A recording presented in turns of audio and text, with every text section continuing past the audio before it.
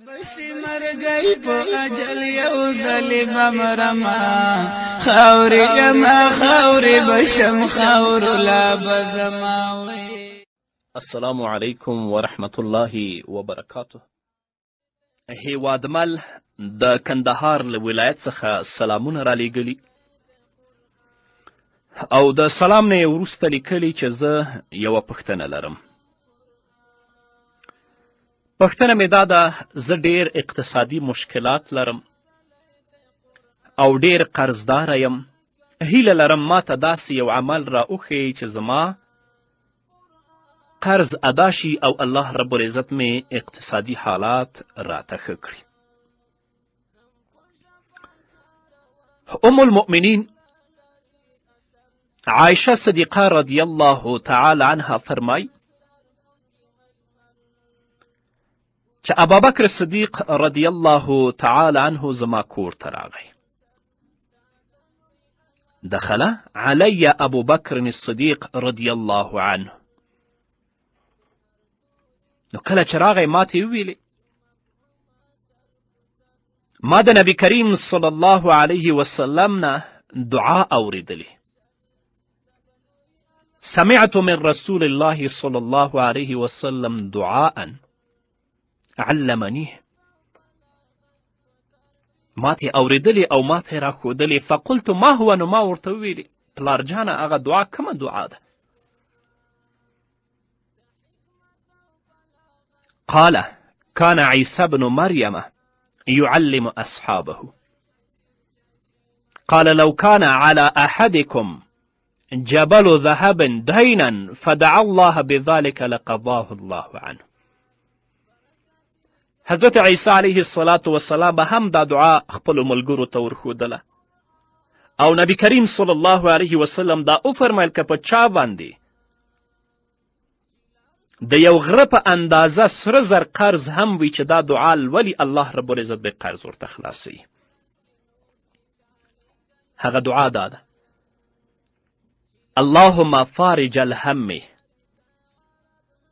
کاشف الغم مجيب دعوة المضطرين رحمن الدنيا والآخرة ورحيمهما أنت ترحمني فارحمني برحمة تغنني بها عن رحمة من سواك.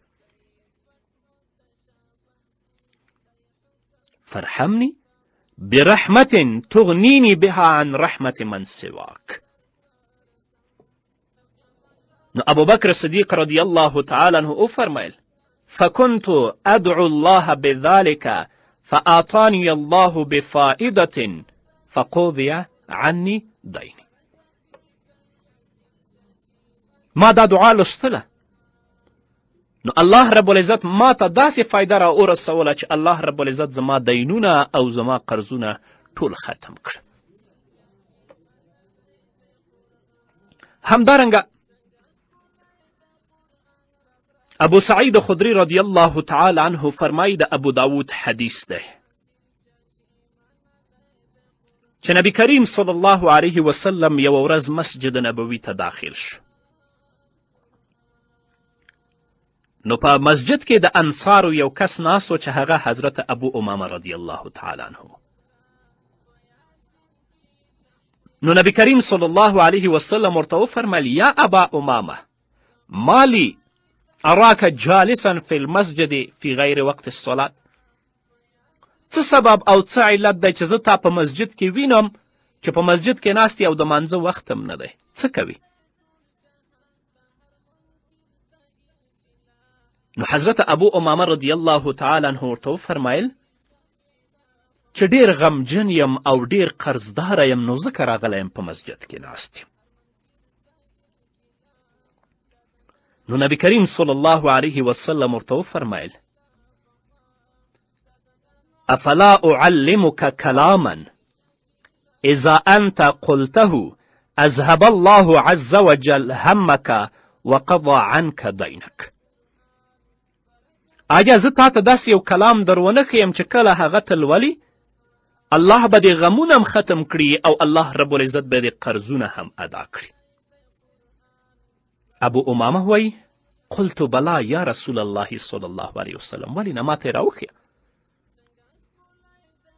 نو نبی کریم صلی الله علیه وسلم وفرمایل اذا اصبحت و اذا امسیت، کله دې چې سبا که او ماښام دې که نو وایه اللهم انی اعوذ بک من الهم والحزن واعوذ بک من العجز والكسل واعوذ بك من الجبن والبخل واعوذ بك من غلبة الدين وقهر الرجال. دا دعا لوله، سبا یم وایه، ماښام یم وایه.